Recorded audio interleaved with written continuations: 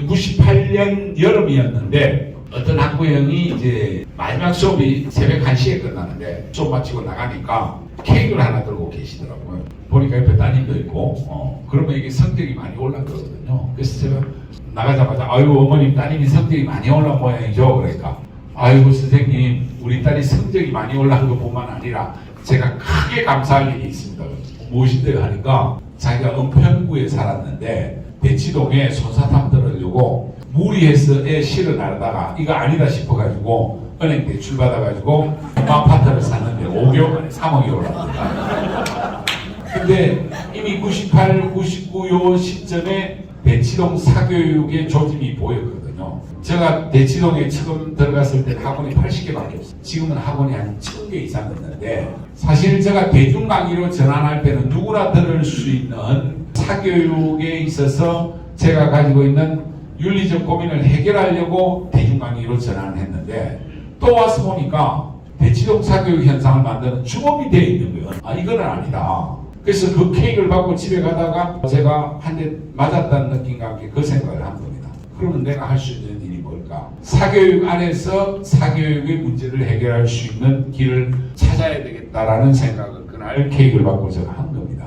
그 생각을 하고 있던 차에 그해 가을에 저희 집에 케이블 TV를 설치했습니다. 이 케이블 TV는 저한테 되게 중요한 거였어요. 수업이 새벽 1시에 끝나면 대충 정리하고 뭐 연구실 가서 마무리하면 한 3시, 4시 되거든요. 그럼 집에 들어가서 4, 5시쯤 되면 아직 신문이 오기 전이고 강의를 한참 하고 집에 딱 들어가면 잠이 전혀 안 옵니다.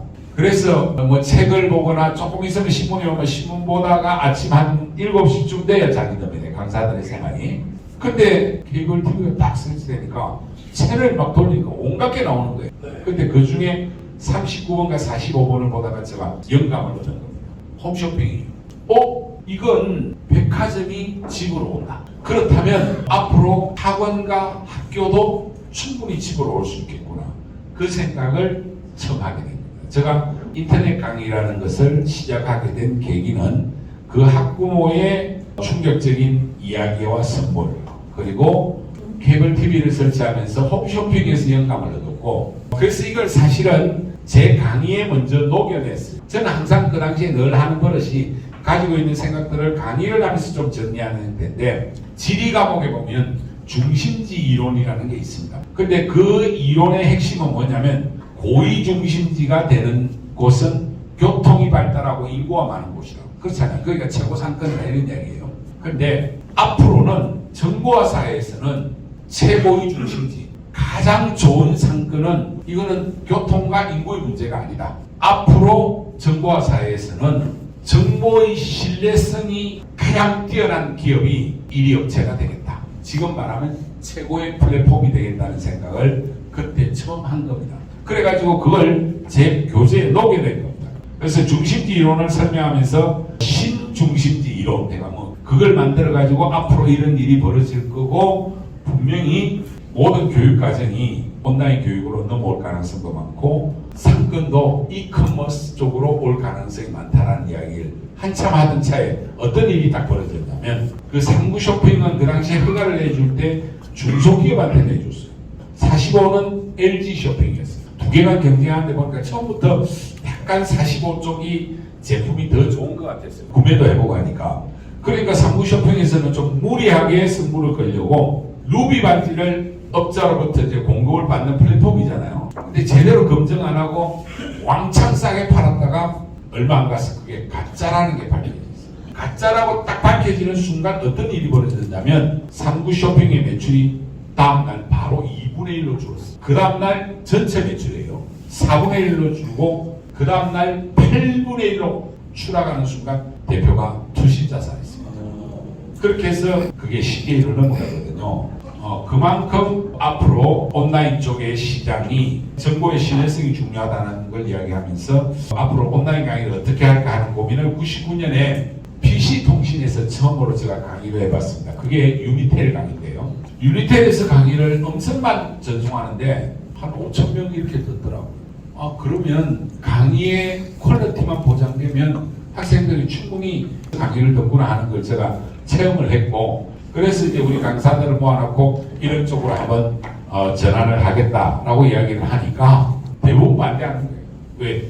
자기가 기존 강의하고 있는 여기서 충분히 소득을 얻고 특히 원장들은 엄청나게 반대하는 거예요. 그래서 저한테 무슨 제안을 했냐면 선생님께서 그 새로운 사업 하시지 말고 계속 앞으로 그냥 지금 하는 거 해주시면 강사 요율을 올려주겠다.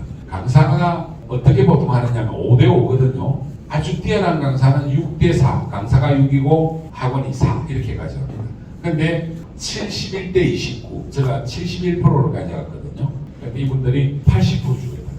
그럼 제가 사실은 80% 갖고 안 할 가능성이 꽤 있죠. 근데 저는 이 사업을 하려고 했던 게 사교육 안에서 사교육을 문제를 해결하겠다. 왜? 대치동 사교육을 전국화시켜버리면 누구나 좋은 강의를 들을 수 있으니까. 그래서 나는 지금 이 사업하려는 목적이 그게 아니다 하면서 결국은 2000년 5월달부터 오피스텔을 하나 빌려가 준비를 했고 결국은 2000년 7월 10일 날 메가스터디 법인 등록을 합니다. 이렇게 해서 메가스터디가 2000년에 탄생을 했고 현재 한 20년 된 회사입니다. 처음 시작할 때 자본금 3억으로 저기 효봉 빌딩이라는 데서 했거든요.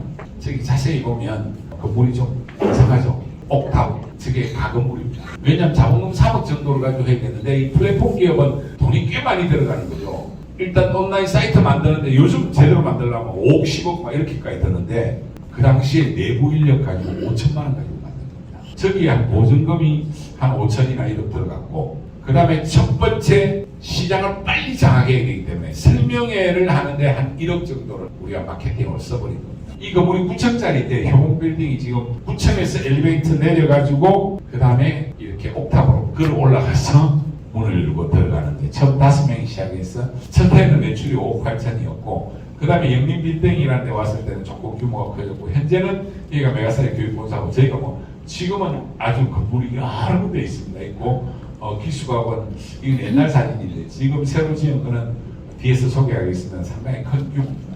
이게 작년 기준으로 직원이 2,300명이고 강사가 1,700인데 지금은 직원이 한 2,500, 600 정도. 그리고 작년에 전체 매출이 1조 근접했는데 올해는 한 1조 2천억 정도 영업이익이 한 1,700억 정도 되는 중견기업으로 성장을 했습니다.